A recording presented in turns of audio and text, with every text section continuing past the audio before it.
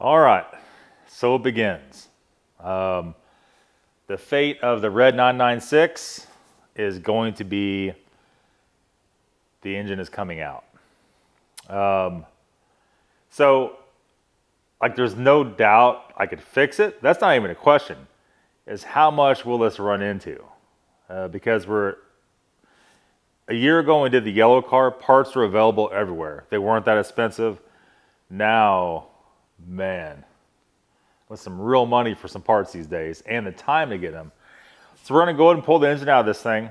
I'm gonna have probably, depends on how bad everything's coated with that sludge from the coolant and the oil. This is probably a 30-hour job, probably more. Engine out, first of all. Probably get that 2 or 3 hours.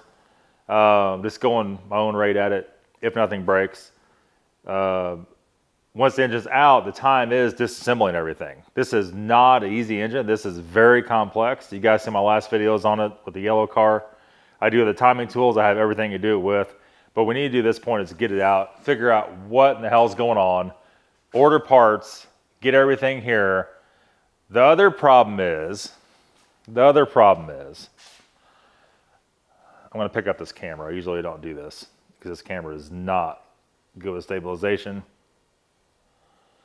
Our shop is full of stuff, all right?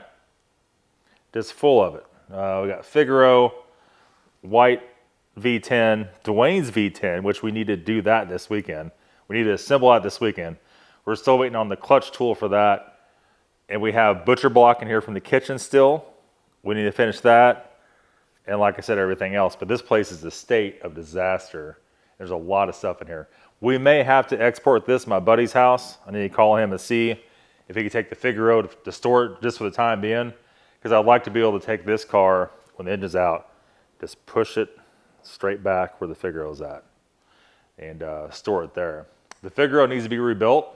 I think it has piston slap, but at a later date, like not this minute, right? All right, so let's start off with, I thought I'd record this. We're gonna drain the oil first. We need to take the tires, the wheels off, the back wheels off.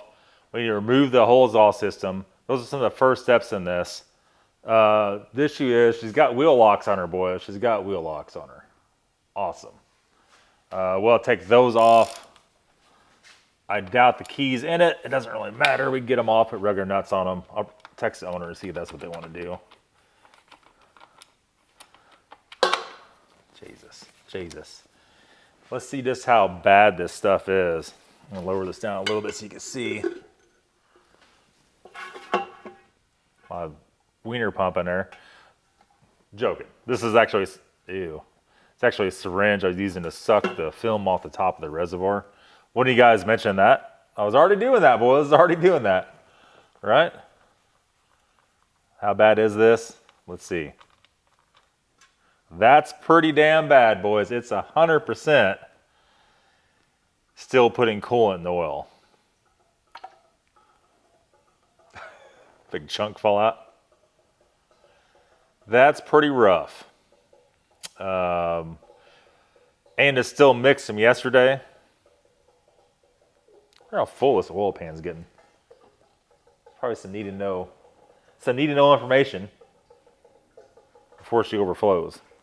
All right, we'll drain this. We'll try to get the wheel lugs off, and this also be right back. All right, so we're just disassembling here.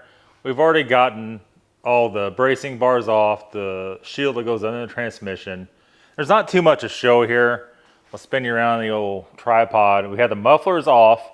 On these mufflers, there's actually 3 nuts on the back side of these, and then the clamp. All that stuff is really good since it is a Miami car.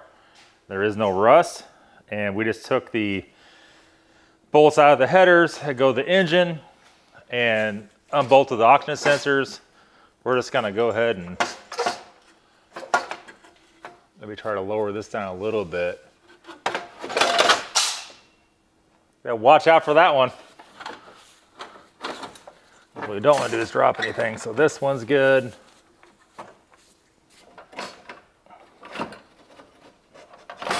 There it is.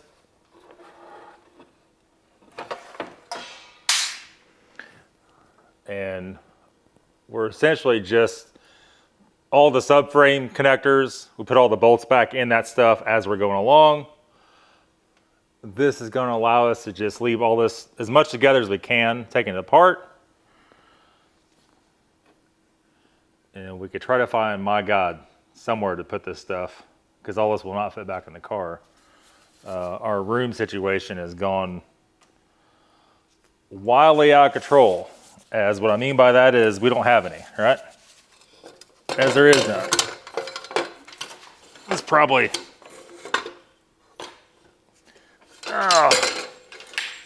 this factory exhaust is probably, that's probably 70 pounds right there.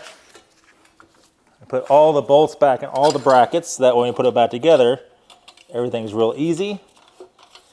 We'll take our header gaskets. We'll put those over here with their bolts in a nice safe spot. And that's it. So next up, we will be taking out unhooking any coolant lines. We've already unhooked the battery. We let the car down and undo the battery terminal. We have a slave cylinder, shifter cables. And really we're getting pretty close. Power steering lines and AC lines are the two next things. Okay, so we're back. Now, all we've done here essentially is take out the CV axles, the row bolts around them. We'll bring you in and show you here in a second. Plug in the wiring harness. Went through and let me take you guys off the stand actually. I don't like carrying this camera. I say it every time, but we'll carry it this time just to show you guys. The wiring harness, right, there is unplug it. I took the AC lines off. I have rubber gloves tied around the ends. You can see there, it's catching drips. I got 2 gloves stuffed in the edge of there. And then back here is our power steering lines, right? So you have to take these off after you let the engine down a little bit. Then you could actually reach them. Somebody had one of those basically finger tight. The other one was way over tight. So usually what happens when that happens, somebody's done a power steering pump on this car before.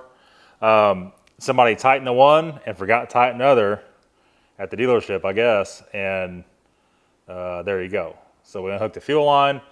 We'll unhook that top coolant line. That big coolant line over here, you can't see it, is buried. The AC stuff's, like I said, is all undone. It's just laying there. And then we'll have to shove a few of these things left and right. We went through and took out the bolts that hold the transmission bracket in. We'll show you all here in a second. We're just gonna let it down, basically. All right, so let's go and leave her just good and wide here. And then we're just going to, we got our Harbor Freight table put in convertible mode where the handle's folded down. And that's gonna allow me to get up in here and basically, I'm gonna make sure this wire harness is all off of here, and it is. So let it all come down with that. Let's start letting it down just a smidge at a time.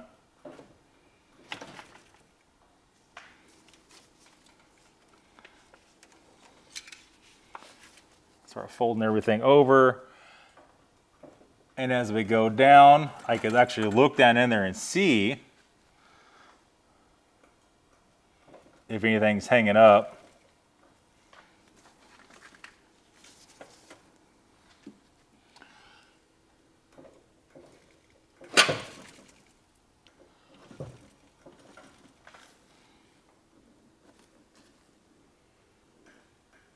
We got one thing we did not do is our throttle cable. I was gonna do that a while ago as the very last thing. We'll go ahead and unhook that now. Takes 2 seconds. We'll just have to chase that through those lines when it comes out. What helps a lot is, we've already done this once, all right? So it takes a lot of the guesswork out, make sure shifter cables, nothing's binding up.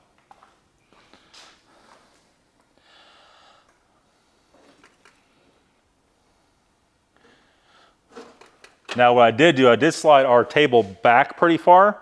It's actually about 5 inches behind the front of the engine, so it can also support the transmission.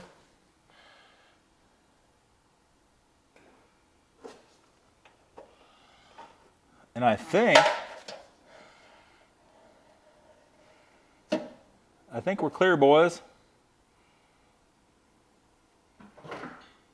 Oh goodness. Okay, that's good enough for that. I'm gonna go and push the shifter cable out. Let's go up with the car. Actually, the car is stable.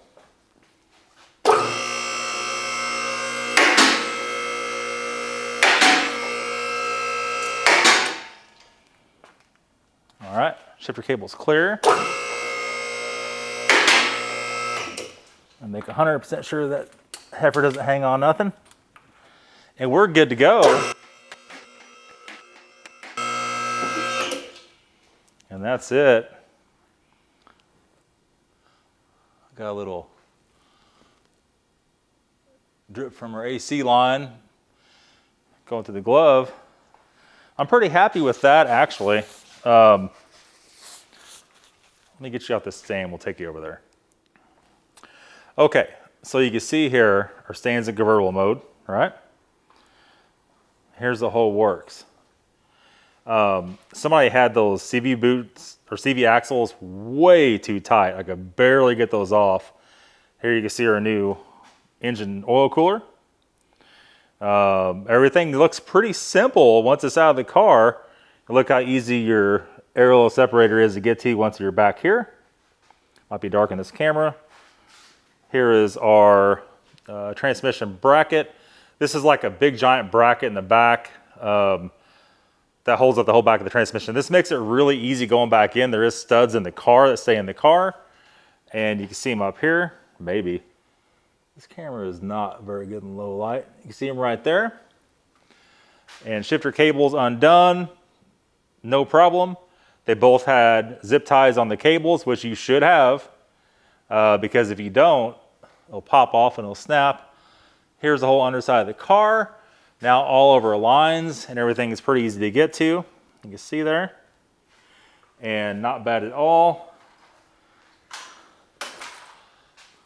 There you go. Our slave cylinder, first thing we'll do here is get a zip tie on our slave cylinder hanging on the axle there. I just kind of push it down out of the way.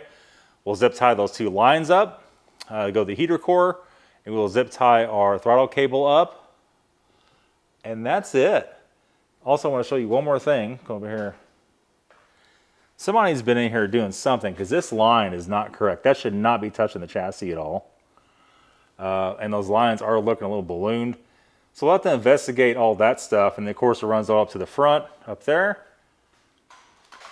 So I did not film every bit of this. I've already done this once on the videos. So I just kind of give like a highlights reel of taking the stuff out of here. There was nothing hard. Now, let me back up. This car is from Miami. So there's nothing rusty. As all the Porsche guys know on 996, you can get a car that's very rusty. I also got lucky that yellow car I had was not rusty at all. I'm down south by the Gulf. And there it is. So now what we got to do, tidy everything up. This thing, I guess tomorrow's video, this will go on the engine stand. We take the transmission off, the clutch off. Kick my V10 off the engine stand. We're not going to touch Dwayne's. We need to put this on the engine stand and tear it down. It needs to be done before Monday. So like always, there's a million things to do this weekend. This video should be up by Monday, on Monday or by Monday.